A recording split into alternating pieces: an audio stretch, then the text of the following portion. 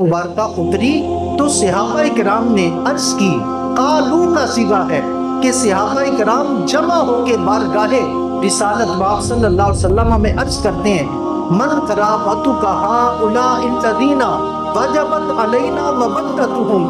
या रसूल अल्लाह, ये आपके अहले करामत कौन हैं कि जिनकी मोहब्बत अल्लाह ने हमारे ऊपर वाजिब की है, लाजिम की है, फर्ज की है। ये सहाबा किराम का अकीदा है कि अल्लाह रब्बुल इज्जत ने इन हस्तियों की मोहब्बत हमारे ऊपर वाजिब और लाजिम की है। और नबी करीम सल्लल्लाहु अलैहि वसल्लम ने उसमें हजरत अली का नाम लिया, हजरत फातिमा का नाम लिया और इन दोनों शहजादों का नाम लिया। इस वास्ते ये मसला ज़हन में रखिए कि इन हस्तियों की मोहब्बत ऐसे नहीं है कि कर लो तो फिर भी ठीक है, अगर ना करो तो फिर भी ठीक है, बल्कि इन हस्तियों की मोहब्बत ज़रूरियात दीन में से है। लाजिम है कि इन हस्तियों के साथ मोहब्बत की जाए। ज़रूरियात दीन का क्या मतलब होता है?